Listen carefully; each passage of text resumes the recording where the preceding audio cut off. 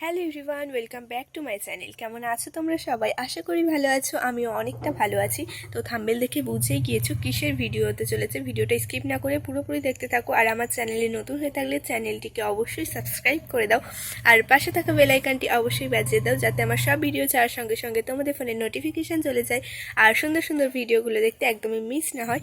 তো চলো বেশি কথা না বলে ভিডিওটা শুরু করা যাক। চলো।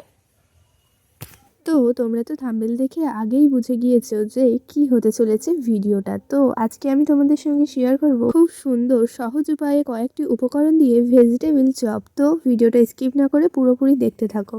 তো সেটা করার জন্য কি কি লাগবে সেটাই তোমাদের সঙ্গে শেয়ার করি। চলো, নিয়েছি গুঁড়ো মশলা, চিনি, বিট, পেঁয়াজ, ময়দা, বাদাম, একটা আলু সিদ্ধ, আর নিয়েছি টমেটো সস, আর এখানে নিয়েছি টোস্টের গুঁড়ো, আর নিয়েছি করার জন্য এক চাটনি করা মেশিন। তো চলো পেঁয়াজ আর বিটটা ভালো করে কুড়ে নেওয়া যাক এই মেশিনটা দিয়ে। তো তোমরা চাইলেই কিন্তু এর সঙ্গে গাজর অ্যাড করতে পারো। তো আমি হাতের কাছে গাজরটা পাইনি, তাই জন্য বাড়িতে যেটা পেয়েছি সেটাই নিয়েছি, মানে নিয়েছি বিট আর একটা পেঁয়াজ। তো ভেবেছিলাম ওই ছোট্ট প্লেটটাতে করব, তারপরে ভাবলাম যে মাখাতে হবে যেহেতু এগুলো, তাই জন্য আমি এখানে বড় প্লেটটা নিয়েছি আর সব বাটিগুলো নিচে লাবিয়ে নিয়েছি। তো চলো কুড়ে নিয়ে দেখা হচ্ছে। মেশিনটার সাহায্যে খুব ভালোভাবে কেটে নিয়েছি পেঁয়াজ আর বিটটা।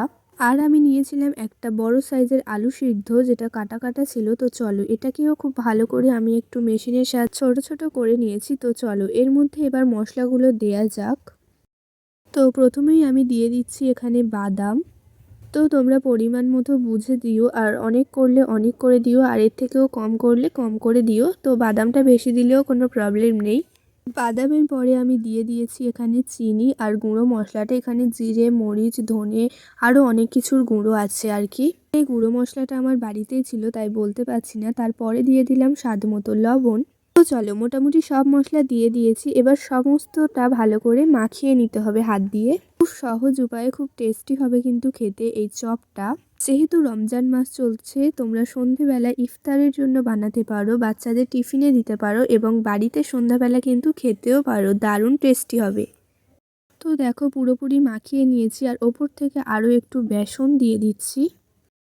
তো বেসনটা দেওয়ার পরে আমি আরও ভালোভাবে মাখিয়ে নিচ্ছিলাম, যাতে বেসনটা না শক্ত থেকে যায়। তো মোটামুটি আমার মাখামাখির কাজটা একদমই শেষ হয়ে গেছে। তো চলো এবার আমি এই যে ময়দাটাকে সুন্দর করে গুলে নিই। তো এখানে আমি একটা বাটি নিয়েছি, আর তার মধ্যে নিয়েছি পরিমাণ মতো জল। তো চলো এবার ময়দাটাকে দেবো। তো বেশি পাতলা না আর বেশি ঘন না, মিডিয়াম করে কিন্তু করতে হবে এই গোলাটা। তো গোলাটা তো আমি করে নিয়েছি, আর এই যে দেখো এখন একটু বিট লবণ নেব, আর এই যে দেখতে পাচ্ছ টোস্টের গুঁড়ো এর সঙ্গে একটু দিয়ে দেব। ওপর থেকে নুন নুন কিন্তু খেতে বেশ ভালো লাগবে। তো বিট লবণটা দেওয়ার পরে এখানে আমি খুব ভালোভাবে মাখিয়ে নিচ্ছি বিট লবণ আর টোস্টের গুঁড়োটা একসঙ্গে। তো চলো যে ভেজিটেবলটা আমি মাখিয়ে রেখেছিলাম সেটাকে একটু ভালো করে শেপ দিয়ে নেওয়া যাক। ভেজিটেবল চপ যেহেতু লম্বা লম্বাই হয়, আমরা দোকান থেকে কিনে খাই, আর তাই জন্য আমি লম্বা লম্বা শেপই দিয়েছি দোকানের মতো। তোমরা চাইলে তোমাদের মনের মতো করে শেপ দিতে পারো। তো তোমরা অনেক দোকানে কিন্তু দেখবে এই ভেজিটেবল চপগুলো বিক্রি হয়। তো ভেজিটেবল চপ দোকান থেকে কিনে খাওয়ার থেকে আমার মনে হয় বাড়িতে বানিয়ে খাওয়া ভালো। শুধুমাত্র একটু সময় লাগবে, বাড়িতে অনেক পরিষ্কার পরিচ্ছন্নভাবে টাটকা জিনিসপত্র দিয়ে বানাতে পারবে, অথচ দোকানের থেকে হবে অনেক বেশি টেস্টি আর মুচমুচে। তো চলো সবগুলো করে নেওয়ার পরে তোমাদের সঙ্গে দেখা হচ্ছে। তো এই যে দেখো আমি সবগুলো করে নিয়েছি। তো চলো গুনে দেখা যাক কটা আছে। তো এখানে রয়েছে 9টা। তো এই যে দেখো এই সেই গুলে রাখা ময়দাটা একটু গাঢ় মতো করে গুলেছি। তো আমি কড়াইতে বসিয়ে দিয়েছি, সরি কড়াতে না, আমি হচ্ছে কি উনানে বসিয়ে দিয়েছি, মানে গ্যাসে বসিয়ে দিয়েছি কড়া, আর কড়াতে দিয়ে দিয়েছি তেল পরিমাণ মতো।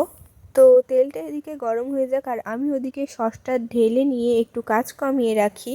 মুচমুচে ভেজিটেবল চপের সঙ্গে সস না হলে কি একদমই জমে? তোমরাই বলো তো। তাই জন্য আমি সসগুলো আগে থেকেই আনিয়ে রেখেছিলাম। তো চলো এগুলো ঢেলে নিয়ে তোমাদের সঙ্গে দেখা হচ্ছে। তো এই যে দেখো আমি সব সসগুলো ঢেলে নিয়েছি, আর চলো এবার ভেজে নেওয়া যাক।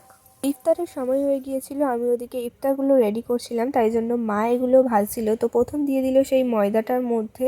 তো ময়দাটার মধ্যে দেওয়ার পরে এখানে সেই টোস্টের গুঁড়োর ওপরে ভালো করে ওটা দিয়ে দিতে হবে, মানে ওপর থেকে টোস্টের গুঁড়োটা ভালোভাবে মাখিয়ে নিতে হবে।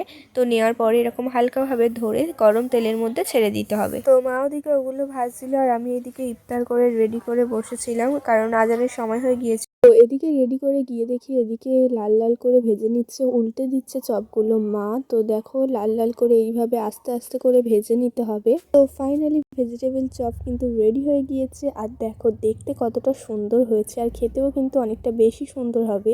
তো চলো তোমাদেরকে একটু ভেঙে দেখাই। তো দেখো ভিতরটা কত সুন্দর লাল লাল হয়েছে। তো চলো এবার টেস্ট করে দেখা যাক কেমন টেস্টি হয়েছে। তো ফার্স্ট আমি খাবো, তো চলো খাওয়া যাক। তো আজান কিন্তু দিয়ে দিয়েছিল ওটা ভাজতে ভাজতে, তোমরা আবার ভেবো না যেন আমি আজানের আগেই খেয়ে ফেলেছিলাম। তো চলো এবার ভাইকে দেওয়া যাক কেমন টেস্ট বলে ভাই। আমার ভাই কিন্তু সবজি খেতে ভালোবাসে না, আর ভাই খেয়েও দারুণ রিয়াকশন দিল, মানে বুঝতে পারছো কতটা টেস্টি হয়েছিল। তো ছোট থেকে বড় এটা সবাই খেতে পারো, আর মুড়ির সঙ্গেও পরিবেশন করতে পারো বা শুধু খেতে পারো। তো এই সুন্দর ভেজিটেবল চপের রেসিপিটা তোমরাও কিন্তু চাইলে ট্রাই করতে পারো, অনেক বেশি মজাদার আর টেস্টি খেতে হবে। তো আমার এই ভিডিওটা এই পর্যন্ত যে দেখছো তাকে জানাই অনেক অনেক ধন্যবাদ।